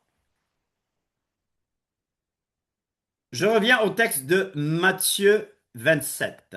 Matthieu 27. Matthieu 27, 62 nous dit ceci. Le lendemain, qui était le jour après la préparation. Quel jour après la préparation? Ça, c'est vendredi, d'accord? Parce qu'il est mort le mercredi. Mais le vendredi, préparation du sabbat hebdomadaire, qu'est-ce qui se passe? Les principaux sacrificateurs et les pharisiens allèrent ensemble auprès de Pilate et dire, Seigneur, nous nous souvenons que cet imposteur, parce que cela traitait Yeshua d'imposteur, nous nous souvenons que cet imposteur a dit, quand il vivait encore, après 3 jours, je ressusciterai. Ordonne donc, ils disent à Pilate, ordonne donc que le sépulcre soit gardé jusqu'au 3e jour, afin que ses disciples ne viennent pas dérober le corps et dire au peuple, il est ressuscité des morts. Cette dernière imposture serait pire que la première. Pilate leur dit, vous avez une garde, n'est-ce pas? Allez, gardez-le quand vous l'entendez. Ils s'en allèrent et s'assurèrent du sépulcre au moyen de la garde après avoir scellé la pierre. Le tombeau était scellé. Les disciples ont-ils volé le corps? Et que le sépulcre soit gardé jusqu'au 3e jour, afin que ce disciple ne vienne pas dérober le corps et dire au peuple, il est ressuscité des morts. On va répondre à ces questions, n'est-ce pas? Pour terminer, nous allons répondre à ces objections. Les disciples ont volé le corps. Est-ce vrai? Est-ce que ça tient la route? Les adversaires du nazarénisme, les adversaires du christianisme, les adversaires du message de Yeshua avaient déjà donné cette explication-là, Matthieu 28. Mais bien sûr, ça ne tient pas debout. La tombe était bien gardée. Imaginez des disciples qui volent le corps du Mashiach et qui mentent en disant que Christ est ressuscité ne correspond vraiment pas à leur caractère. Ça ne correspond pas à leur éthique. Vraiment, ces gens ont été transformés par l'Esprit. Ils ne pouvaient pas mentir. Oui. Oh, mais ils ont commencé à le dire avant la Pentecôte. Oui, la Pentecôte a scellé beaucoup de choses. Mais le jour où il est rentré, là où les disciples étaient enfermés par peur, il leur a dit déjà, recevez le Saint-Esprit. Le tombeau était scellé, gardé, et les disciples ne pouvaient pas mentir. Et surtout mourir. Ces disciples-là sont morts parce qu'ils croyaient en la résurrection. Ils ne pouvaient pas mourir pour un mensonge. Ils ne pouvaient pas mourir sciemment pour un mensonge. Ils ne pouvaient pas mentir et mourir pour un mensonge. Oh, ben d'accord, ok. Le corps a été volé par quelqu'un d'autre.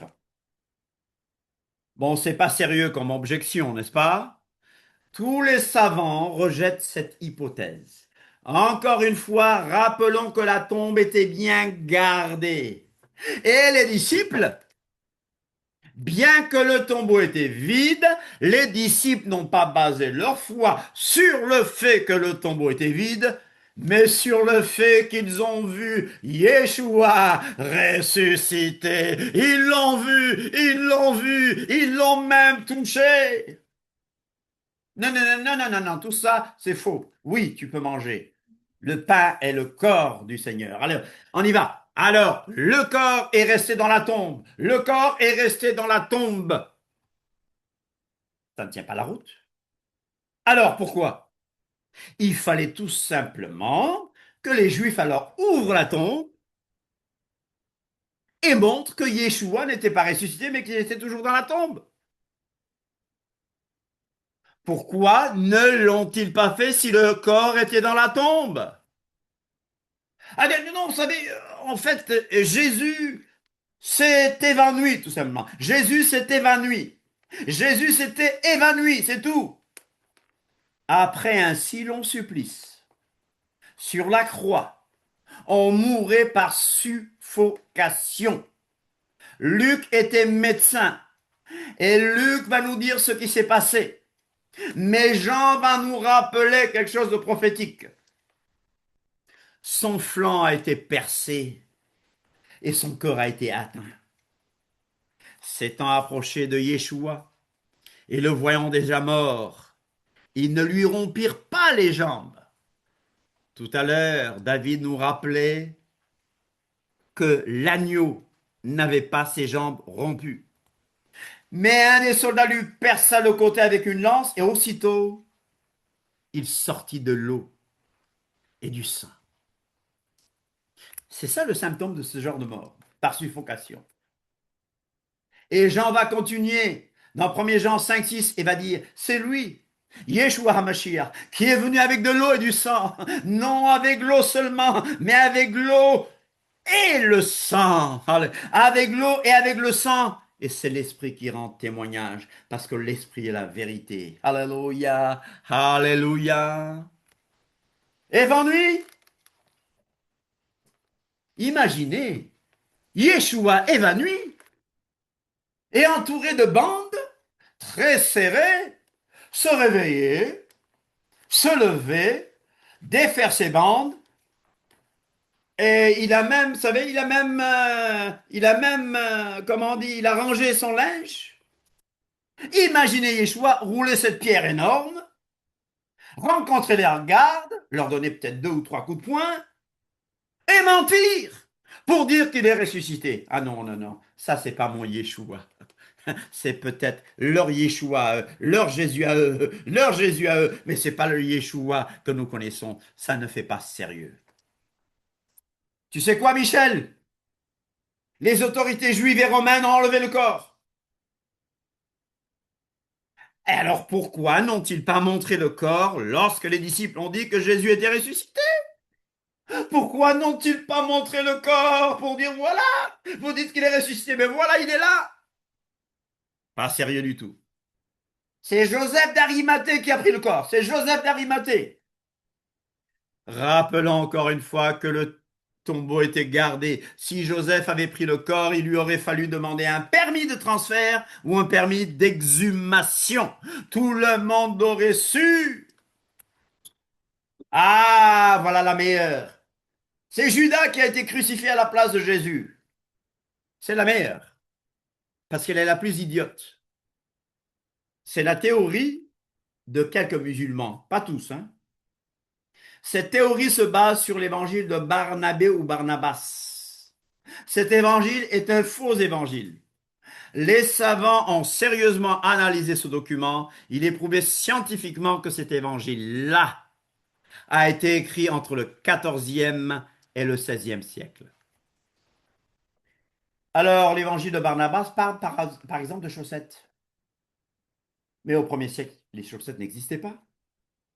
Bon, beaucoup de musulmans n'épousent pas cette théorie parce qu'ils la trouvent même assez farfelue et idiote. Alors à eux, leur seule source d'information c'est le Coran. Or, le Coran a été écrit plusieurs siècles après. Et le Coran n'est même pas clair à ce sujet parce que dans le Coran, il y a des passages qui disent que Yeshua est mort, que Jésus est mort, Isa est mort, et il y a d'autres passages qui disent le contraire. Ok, mes frères et sœurs, Yeshua est ressuscité. Voilà ce qui me garantit ma résurrection. La puissance de la résurrection, c'est que ma résurrection est garantie. Si je marche jusqu'au bout, par la foi et malgré tout, si je tiens jusqu'à la fin, quiconque persévérera jusqu'à la fin sera sauvé. Il n'a pas été abandonné dans le séjour des morts par son Père. Et son Père me promet, J'ai été ressuscité avec lui, n'est-ce pas? Spirituellement parlant. Mais un jour où j'entendrai sa voix, parce que Mashiach est la résurrection et la vie. Celui qui croit en Mashiach ressuscitera. Je crois à la résurrection des morts, que tes morts revivent, que mes cadavres se relèvent. Réveillez-vous! Bientôt Yeshua. Et ceux qui appartiennent à Christ ressusciteront lors de son avènement, vous savez, car le Seigneur lui-même a un signal donné à la voix d'un archange, et au son de du chauffard d'Élohim descendra du ciel. Nous aurons un corps nouveau. On nous reconnaîtra. C'est un corps nouveau, mais en fait en relation avec ce corps-là, un corps glorieux, n'est-ce pas? Alléluia. Alors, ce sera un corps renouvelé. Nous verrons Elohim tel qu'il est. Alléluia. Nous pourrons nous déplacer plus vite que l'éclair. Nous pourrons passer de Mons à New York en un clin d'œil. Nous pourrons traverser les murs. Nous ne mourrons pas tous, mais nous serons tous changés. Alléluia. Yeshua est ressuscité d'entre les morts. Et c'est ça la puissance. Nous aurons des corps transformés. C'est la victoire finale sur la mort. Quand on rejette la doctrine de la résurrection, tu rejettes toute la Bible. Si tu crois en la réincarnation, tu rejettes toute la Bible. Mais voici un fait historique. Alors, si les morts ne ressuscitent pas, notre foi est vaine. Mais maintenant, Yeshua est ressuscité d'entre les morts. Il est prémisse de ceux qui sont morts. Yeshua Quand je suis Chai. triste, Yeshua Chai, n'est-ce pas? Yeshua Chai. Parce qu'on peut être triste. Hein?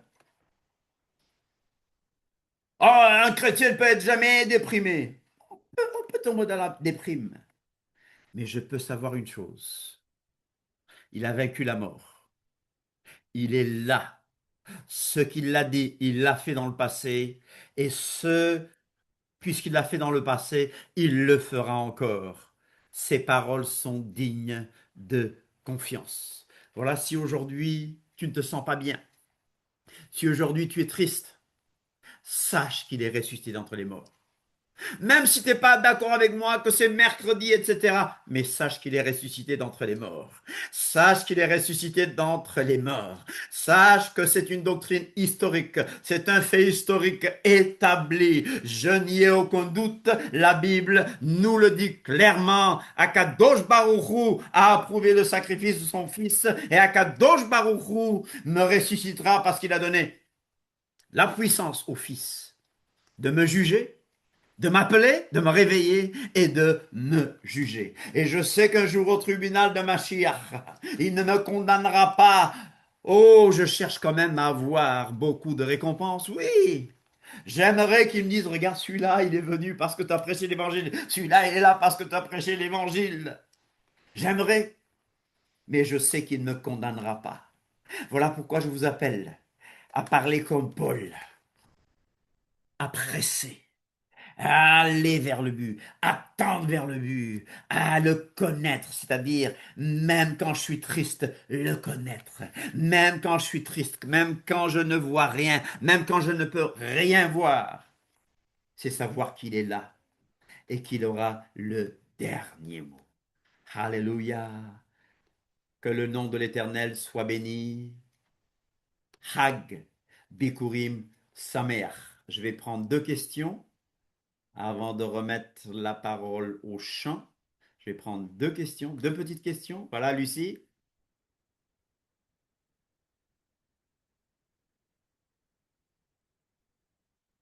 On t'entend pas, hein?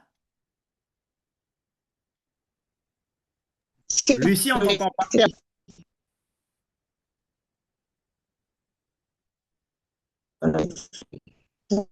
On t'entend pas, Lucie, vas-y.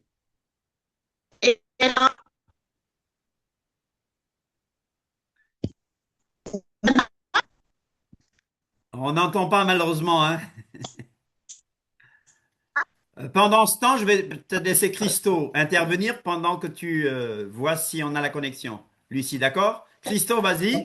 Et Oui, Lucie, on moi, je essaiera. voulais juste dire concernant là, le tombeau, en plus de ça, c'est un jour de Shabbat. Donc, personne n'aurait été faire quoi que ce soit pour mentir ou raconter n'importe quoi. En plus, t'as entendu? Non, j'ai pas compris là. Oui, je disais que en plus de ça, c'était un jour de Shabbat. Le Shabbat des Donc, fêtes voilà. de Donc, le Bikurim. Shabbat, voilà. Non, ouais, en fait, personne n'aurait pu aller au tombeau vu que c'était un Shabbat. Et puis, vu que les Juifs, ils n'allaient pas les morts et puis tout ça, je sais pas si je me fais bien comprendre ou pas.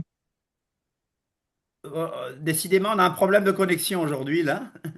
Bon, Ce que je veux dire par là, c'est qu'ils ne se seraient pas souillés pour aller chercher un corps un jour de Shabbat. voilà, Ouais, d'accord, oui. Ah, Ok, ok, d'accord, ok. Bien voilà, sûr, c'est ça. c'est ah sûr. oui, Mais parce il que, cherchait à l'embaumer quand même. oui, mais Oui, mais avant, oui, mais pas pendant le Shabbat. non, parce que Oui, il y a le Shabbat pascal qui commençait, donc les femmes n'ont pas pu l'embaumer, et non, puis c'est pas le Shabbat pascal. Le Shabbat pascal, c'est mercredi, ouais, mercredi soir.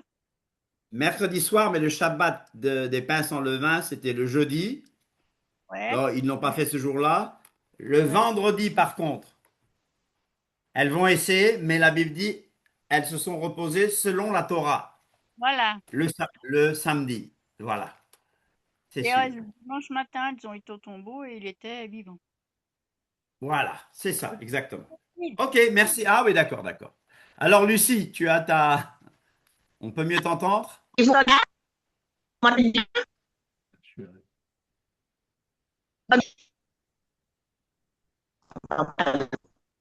On t'entend pas, malheureusement, excuse-nous, hein.